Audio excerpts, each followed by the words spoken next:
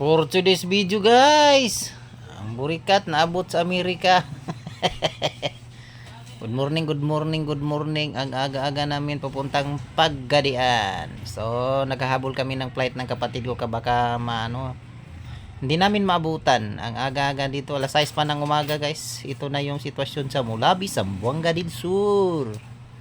So, dito tayo malapit sa sa plaza ng Mulabi, Zamboanga del Sur. Sa harap ng ano ba to? City Hall. City Hall. Municipal Hall pala. Hindi pala City Hall. Municipal Hall ng Mulabi, Zamboanga del Sur. Papunta tayong Paggadian. So, dito. Dati wala yung building yan. Ngayon meron na. Malaki palang building dyan. Dati wala yan. Basakan yan dati. So, alas 6 ng umaga kami umalis. Papuntang Paggadian City. Kasi flight ng kapatid ko balik to Cebu. So, inagahan namin at binilisan ko para maabutan pa namin yung flight niya. Tapos wala naman traffic dito, malapad na mapong daan dito eh. So pwede na po. Yung takbo ko diyan mga around 90 to 80 yan natin. Lahat niyo nakikita diyan sa yan, gilid-gilid basakan yan, lalaking basakan dito sa Mulabi. Napakalaking basakan. So parang hinahabol natin sa kamatayan dito ng takbo ko kasi yung flight ng kapatid ko baka mahuli, hindi niya maabutan. So dito na tayo sa Blancia Carrion College Hospital. Blancia Hospital pala. Papuntang Paggadian tayo guys. What's up lang until the end guys. Nood lang kayo dyan guys, maganda dito, malalaking basakan dito yung dito palayan, sobrang laking palayan dito sa Zamboanga del Sur. Hanggang Paggadian yan guys, papuntang paangat ng Aurora. Dito tayo ngayon sa papuntang Dipolo, Zamboanga del Sur. Ayan, malaking basakan dito. Yung palayan dito napakalaki. Yung nakikita nyo sa sobrang umaga pa dyan, sobrang lamig. Alas 6 ng umaga kami umalis. Yung flight niya 7:30 yata ng 7:30. Sa dapat mahabol namin. Baka malit kami doon. Yari na. Gagamitan lang ng anong tawag doon dito sa silhig na tukog kung hindi kami makahabol sa flight ng kapatid ko. So ito po yung sitwasyon papuntang Dipolo, Zamboanga del Sur. Yung Dipolo lang yan, barangay yan, Barangay Dipolo, Zamboanga del Sur. So walang katao-tao pa kasi alas 6 ng umaga So medyo malakas talaga yung takbo ko. Nasa 80 to 90 yata yun. So pag napakahaba po yung napakatuloy ng daan, naabot yata yung 110 yata yung takbo ko dyan. Para talagang hinahabol ko si kamatayan dito. Tapos may isa pang may pala, construction site. Dyan napakalapad po yung basakan dito, yung palayan. Katatanim lang, bagong katanim lang yan kasi parang harvest nung isang buwan lang yung pahinga sa dito. Tapos naman magsisimula na naman ulit. So hindi pa matraffic dito siguro. Hindi naman po matraffic talaga dito. Lang to lakas talagang takbo ko dito. Malayo pa tayo guys, na kung yung takbo natin na mahina lang, nasa around 45 minutes yata yung papuntang Paggadian. So yung takbo natin medyo mabilis.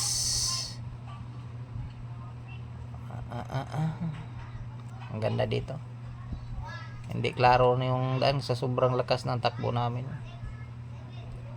Tapos medyo madilim pa kasi alas 6 ng umaga Ang ganda ng sikat ng araw. Sobrang lamig.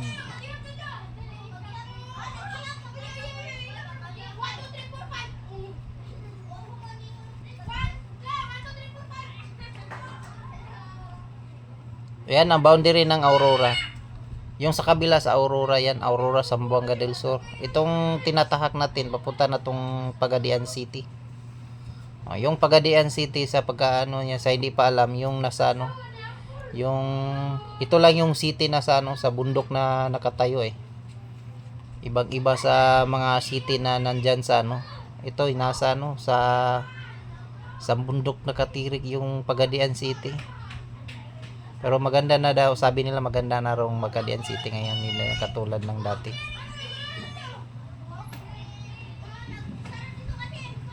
Tititing, tiriring. Wala pang kataw-tao. Hindi pa matraffic. Kasi maaga kaming umalis. Ayo.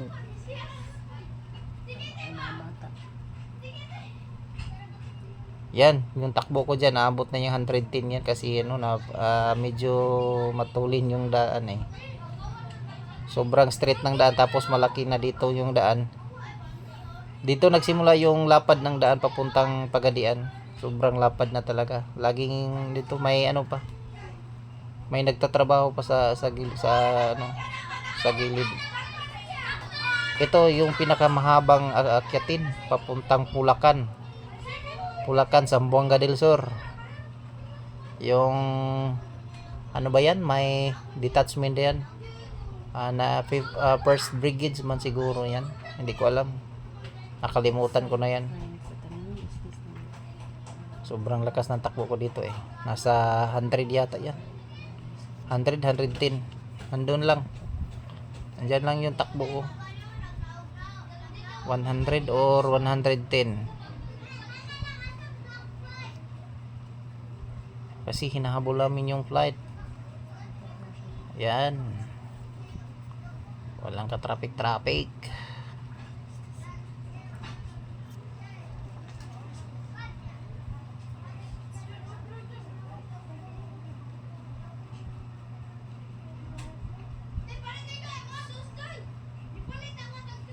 Down the road. Medyo ano kasi yung sikat ng araw nasa harap natin. Yun, ito na yung pinakamataas ng akyatin eh. Napakahabang akyatin to. Maraming nadidisgrasya dito. Kasi ano, yung iba nadidisgrasya dito naputulan ng brake. Kasi sa sobrang haba ng akyatin. Maraming na ano dito. Ding ding ding ding ding ding ding ding.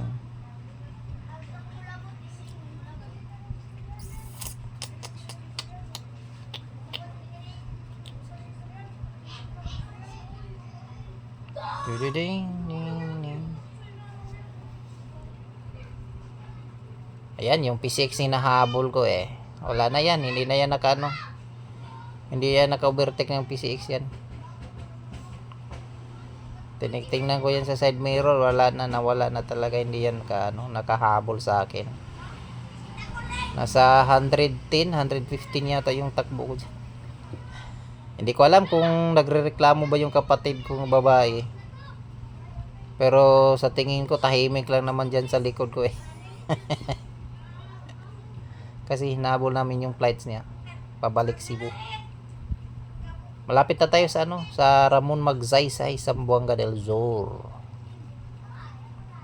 Zamboanga del Sur, naganda nito, sobrang ganda na dito eh. Walis. Bang, may may bridge, talon yung motor ko, parang yatang eh.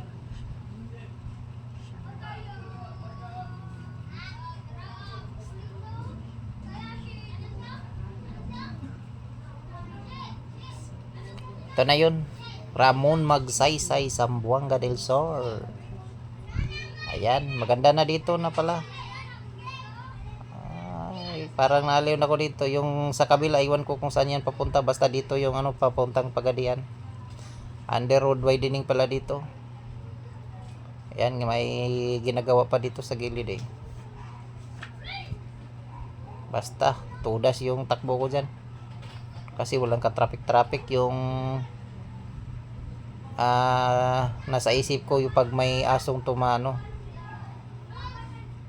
Bigang nasan? Ito? Yan, ang galing. Ang lapad ng daan dito, may nagtatrabaho pa. Ito, matirik din to. Sobrang tirik to. Habang-haba to.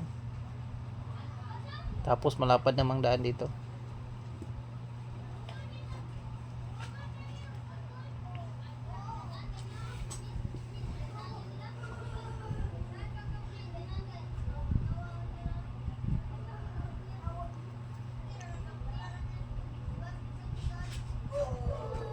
Galing Mulabi papuntang Pagadian, parang nasa ano lang yata yung takbo ko.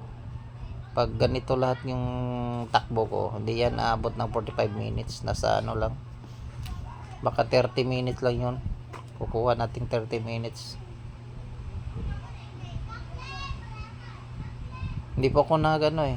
Parang walang minor yung motor ko dyan. Kasi yung nasa isip ko, takbo lang ng takbo na pag ano. Yung aso lang yung na talagang tinitingnan ko, baka biglang ano eh. Yan lang talaga po. Dito medyo na traffic dito kasi ano eh, bus stop to dito. Hindi ko alam kung anong lugar na to, pero malayo pa tayo sa Pagadian City. Sa susunod dyan, may ano dyan, Tukuran. Yung Tukuran sa Buanga del Sur, may mga ano dyan, beach. Magandang beach yan, pero hindi pa ako nakaligo dyan kahit isang bisis. Dyan po palagi yung paliguan pag malapit ng eleksyon. Lahat ng mga barangay kinukuha ng mga kandidato, dyan dinadala, naliligaw sila sa Tukuran. May magandang beach kasi dyan. Ayan.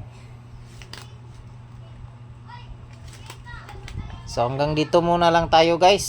Hanggang sa susunod, maraming salamat po sa inyong lahat sa walang sawang panunood at walang sawang suporta. Hanggang sa muli, maraming salamat po. And the end, thank you so much sa inyong pagpanood. Maraming salamat. May part 2 pa dito guys. Hindi muna natin ubusin yung oras kasi medyo mahaba pa to. So maraming salamat hanggang dito. Thank you so much everyone. God bless.